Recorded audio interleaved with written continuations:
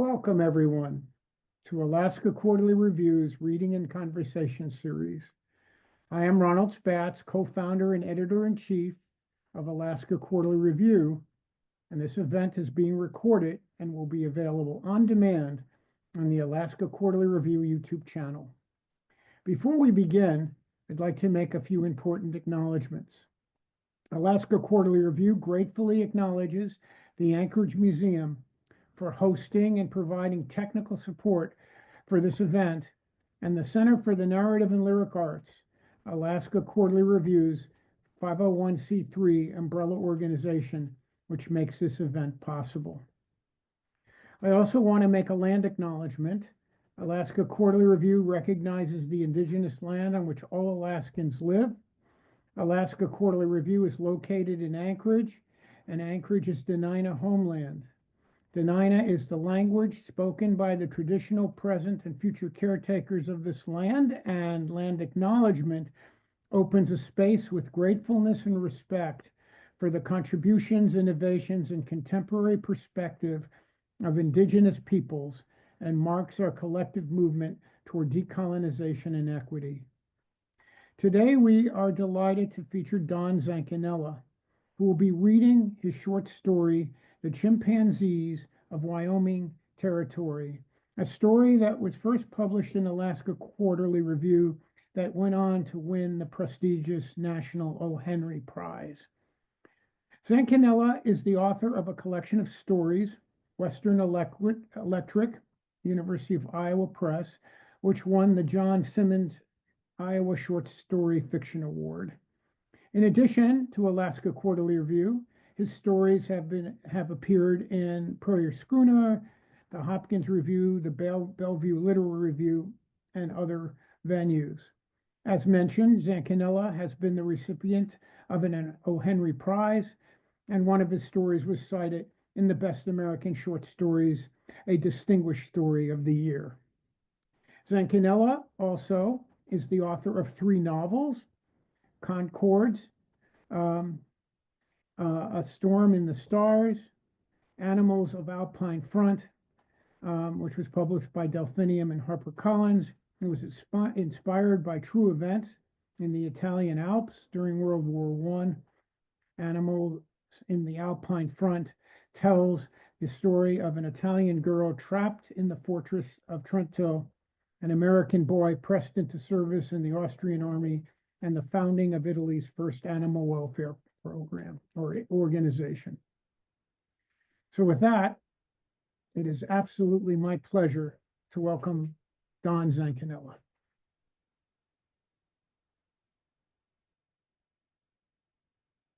Okay.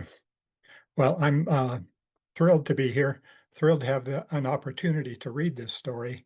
It's a story that I wrote a long time ago, but when you write a story, it sort of embeds itself, I think, in your life and consciousness, and this one has done that in a particularly powerful way. I grew up in Wyoming, and I was always interested in Wyoming history and interested in the quirkier parts of Wyoming history. I don't remember exactly where this germ of the story that there were actual chimpanzees that were part of a traveling circus in Wyoming came to me, or where I read about it. But as soon as I read about it, I really knew that there had to be a story to come out of that. And so I'm very pleased to be sharing this story with you today, The Chimpanzees of Wyoming Territory.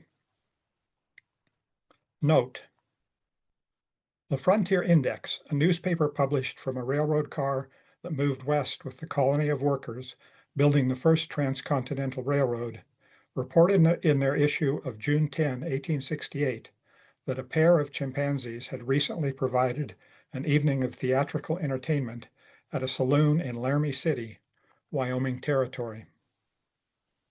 June 9. Left Laramie City at sunrise. A rough, disorderly settlement, just what one would expect to find at the farthest edge of civilization. To our advantage, the residents had money to spend and were starved for entertainment. Our performances were well attended, and when I passed the hat, it came back overflowing. For the first few hours today, I followed the new railroad tracks. They are truly marvelous, the bright steel rails like two lines of quicksilver drawn across the undulating plains. Although I had hoped to see the encampment where the actual laying of the track is occurring, I turned north, following the trail as I had been advised. I feel compelled to continue toward South Path City without delay, for I have been warned about foul weather and hostile Indians so often that I expect to see bolts of lightning and flying arrows over the crest of every hill. The apes are traveling well, if a bit subdued. Whenever I stop, I open their cage, but they seem stunned by the immense openness of the landscape and will come forth only with great coaxing. During the afternoon, they slept, lulled by the rocking of the wagon. We are all three pleased with our new outfit, 2 sorrel mules and a small buckboard wagon. My only worry about the apes is the rough diet our journey has forced upon them. Fresh fruits and vegetables, which they prefer above all, have become increasingly unavailable since Omaha. Tonight, their dinner consisted of potatoes and an oat porridge, which I spoon-fed to them like babes. June 10. A day spent plodding over an unbroken plain. I am bone-tired. One of the mules chomped me on the shoulder as I unharnessed her for the night. They are both ill-tempered, but strong. June 11. Forded the North Platte today. Had been told that it could be easily crossed in mid-June, but it took all my courage and ingenuity to get the team and wagon across. I released the apes from confinement so that if the wagon overturned, they would have a fighting chance. To my surprise, the Duchess plunged in immediately and swam to the far shore. I knew the beasts could swim, but not with such ease and grace. For his part, the Duke lolled about in the back of the wagon, as if it were an emperor's chaise, dipping his long hand into the current from time to time to bring up a cool draught. I saw no human nor any sign of one for the entire day. Nonetheless, I have convinced myself that Indians are lurking just out of sight. The apes were exhilarated by the river crossing. They screeched and chattered all through a sunny June afternoon. June 12. If yesterday was lonely, today was a social whirl. A party of 5 men overtook us just before midday. First came the usual questions and excitements about the apes, and then speculation about prospects for gold in South Pass. They'd all heard fantastic tales of riches, but the letters I received from my brother have been much more cautious in their optimism. I never thought I would view a brace of hairy apes as my financial security, but I find myself comforted by the knowledge that if Brother Andrew's claim fails to prove out, I can continue my work as, I don't believe I've ever called myself such before, an entertainer. Later, during the afternoon, we passed a party of 3 men, one of whom had gotten a sizable knot on his head from being thrown by his pony. I offered to let him ride in the wagon for a spell, but as he was climbing in, he caught a glimpse of the Duke, who bared his teeth. He recoiled in such horror that he tumbled over a thistle bush. He said he'd rather crawl than ride with such monsters. Then, just at dusk, I saw a small band of Indians riding single file along a ridge parallel to the trail. I began to tremble and wished I'd convinced the injured fellow to ride along, but presently the Indians appeared to lose interest in us and turned away to the north. June 13. The Indians I saw yesterday reappeared this morning, but not to cause any harm. There were 6, all on horseback, and they paralleled my path for half a mile before veering closer. They only wanted to see the apes. Do they speak? One inquired in English. No, sir. What do they eat? About anything a man will eat, though they are partial to fruits and grains. Are they for sale? I hadn't given the possibility any consideration and had to consider my thoughts. $80, I said. He frowned and shook his head. Before they left, I allowed each of them to stroke the Duchess's arm. From their friendly demeanor, I take them to be Shoshone. June 14. The apes appear lethargic and low-spirited. I suspect it's because their rations are so meager and inappropriate to their nature. June 15. Last night we camped on Russell Creek with 3 other parties, all gold seekers headed for SP. An air of festivity prevailed, with everyone throwing a portion of their provisions toward a grand feast. Afterward, the Duke and Duchess performed. The evening's playbill, acrobatics, tumbling and balancing, husband and wife spat, mother and ill-mannered child, was a lively performance despite their poor health. I purposely did not include Romeo and Juliet because all who are present may become part of my audience in SP, and I want them to be eager for more. I've also begun to train the Duke to ride one of the mules. I see great possibility. Bought 1 peck carrots and 20 turnips from a man from Dayton, Ohio. The apes ate with gusto. June 16. Rain all day. The apes seem to enjoy it, or perhaps it is their improved diet. As for me, I am wet and miserable. My slicker is one issued to me during my military service. It was the only item fit to take with me when I was discharged, and now it is in damn poor shape, too. June 17. We reached South Pass City. In my anticipation, I had imagined it to be a metropolis, a city of gold, but it is little more than a single muddy street flanked by log huts and hastily constructed lean-tos. Slops are emptied onto the road and skinny dogs snapped at the mules as we proceeded through town. But I am delighted to have a warm bed and a tight or only slightly leaky roof under which to sleep. Andrew is astonished by the apes and laughs wildly every time he looks at them. I had explained in my last letter that they would be accompanying me, but he says he never received it and wouldn't have believed it if he had. I explained how the apes had been left in a field beside Mother's house when the owner of a one-horse circus was shot dead in a barroom, how I coaxed them into the barn with a pan of molasses and saw in their eyes a pleading that I could not ignore. Good news about Andrew's claim. It is northeast of town and has been paying out as much as $12 a day. He says the mules are a godsend. Then he asked what salary the Duke and Duchess would take for hard rock mining, and laughed uproariously. 5 of us sleep in the one-room cabin. Brother Andrew, his partner Tim Haggerty, the apes, and myself. The apes are well-mannered and nest like spoons on a cowhide rug beside the stove. June 18. To the claim with Brother A. It is a narrow, rocky draw surrounded by pine and juniper. The 2 main seams run along one side of the draw for a stretch of more than 40 feet, and then split into several smaller veins, which turn back into the hillside. The bedrock is sandstone and granite. Gold mining will be an entirely new enterprise for me, so I asked many questions. Gold, I find, comes not in thumb-sized nuggets, but embedded in quartz that must be pulverized in a noisy, steam-powered machine called a stamp mill. The resulting rock dust is then washed with quicksilver to which the tiny fragments of ore adhere. But though the process was unfamiliar, the work itself was as backbreaking as I had expected. Digging rock and hauling rock, the fortune hunter's lot. Inquired of the owner of the Republican Tavern about the possibility of the apes performing there on Saturday evening and Sunday afternoon. As luck would have it, he is something of an amateur naturalist and knew as soon as he laid eyes on the Duke and Duchess that they are chimpanzees, species Pan troglodytes. Not only will he sponsor our performance, but he agreed to pay us a portion of the net proceeds, sure to be quite beyond what the passing of the hat generally obtains. A welcome offer, as I have today only $5.11 in ready money. A large part of my savings having been spent on the mules and wagon in Laramie City. During the day when I work the claim, I will tether the apes nearby in the shade of a juniper, perhaps, so they may have some freedom of movement and fresh air. June 19.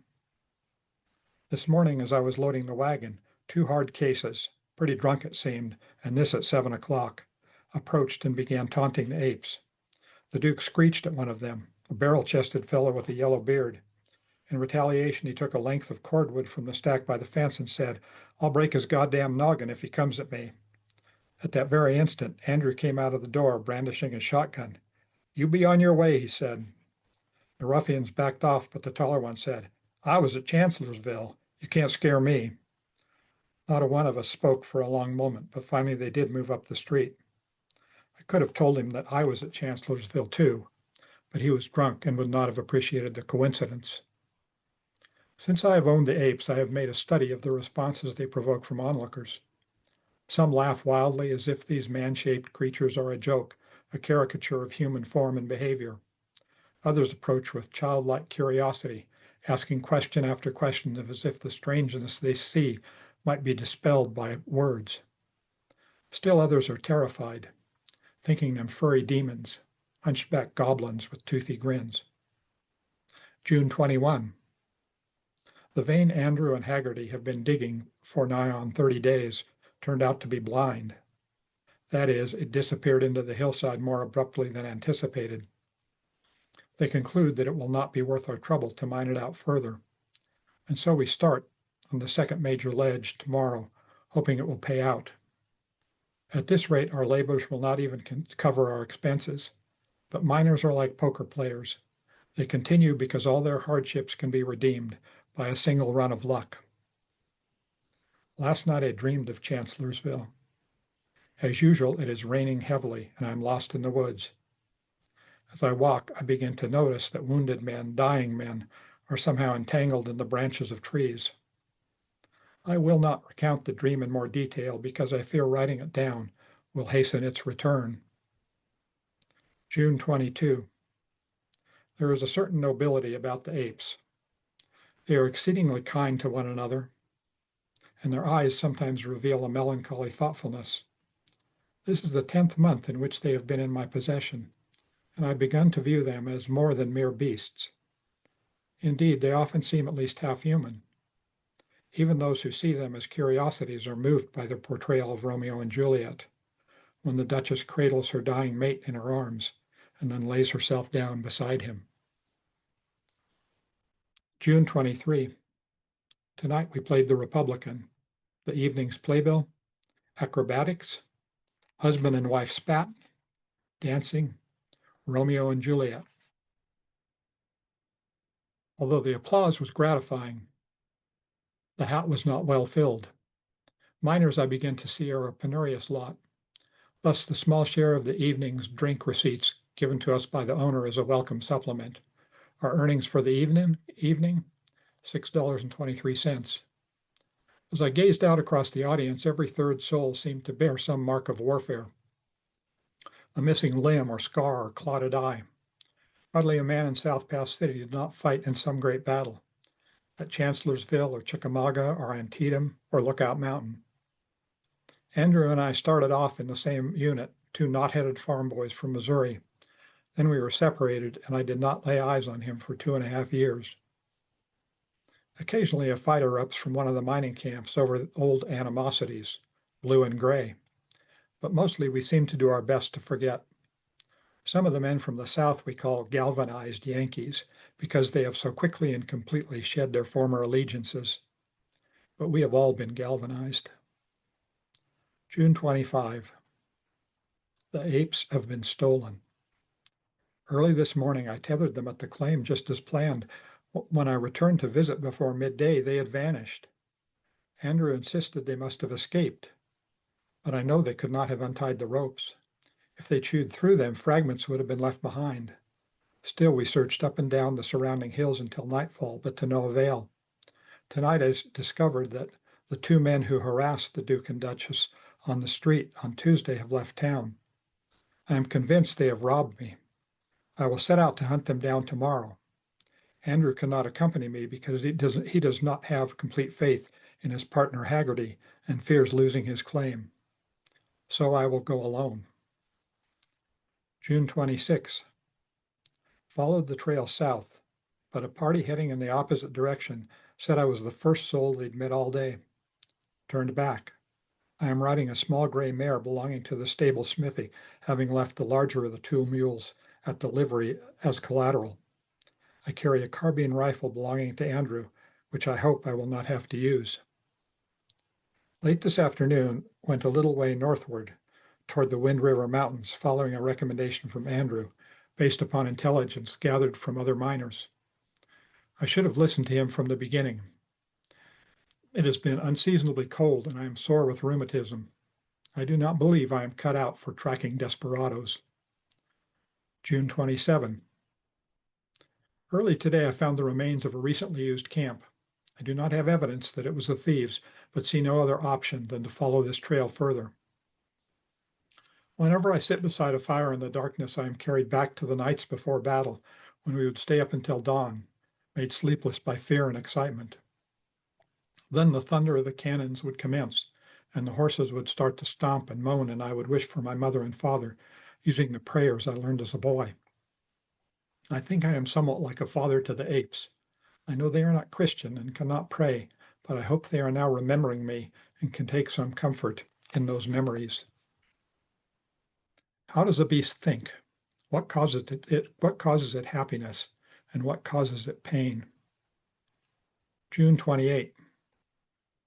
At last today I'm on the trail of the thieves. Early this morning I encountered two trappers coming down from the high country.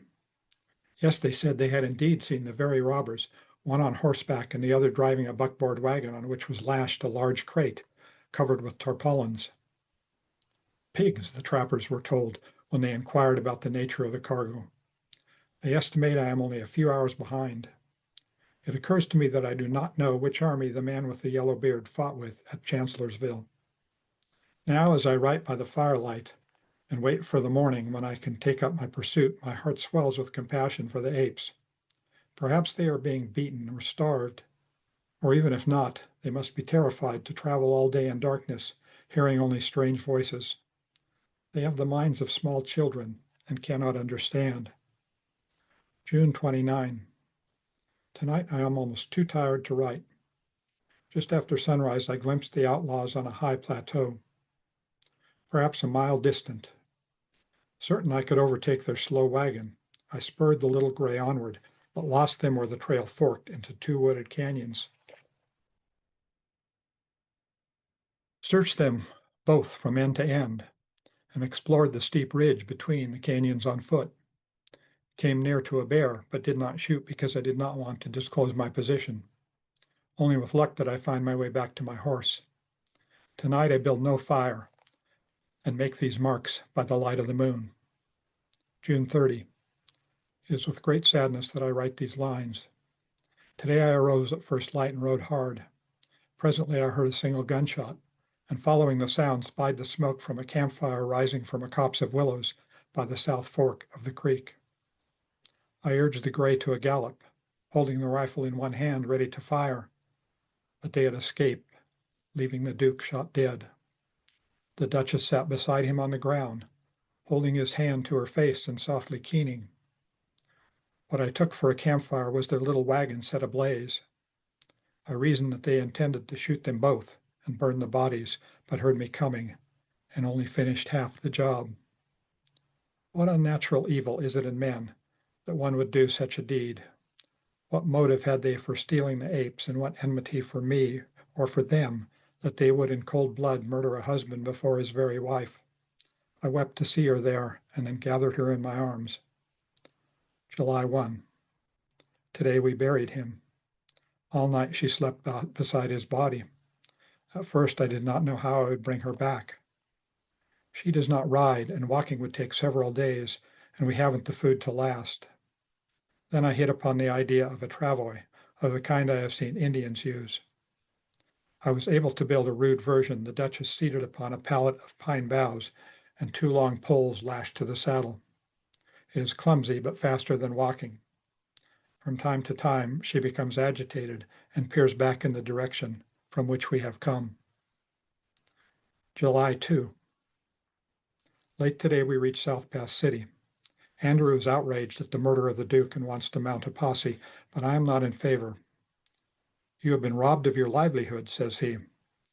I do not believe the courts will provide adequate redress, I tell him. Also, violence begets violence. During our dispute, the Duchess throws herself at him, teeth bared, and it requires all my strength to wrestle her away. Her fangs closed only on the fabric of his shirt, or he would have been badly injured. I pity mankind. We have contracted a disease of the spirit. It robs us of our compassion. It is a contagious madness. It is worse than typhoid. It compels us to murder the innocent. We bleed the grace from our everlasting souls. July 4. Independence Day here is a great cutting loose. Drunken miners shoot off their pistols on Main Street and explode whole cases of dynamite in the nearby mining camps.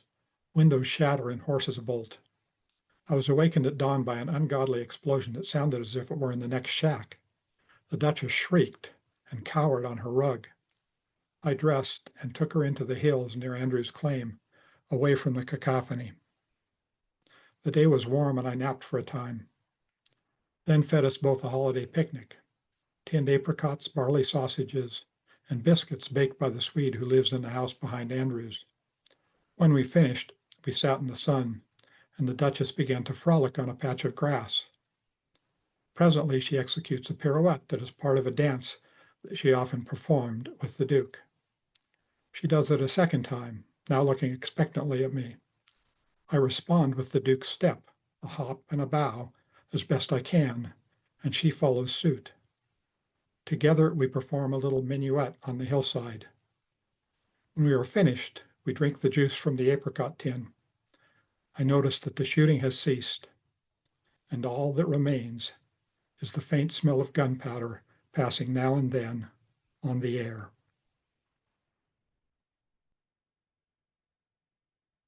Thank you.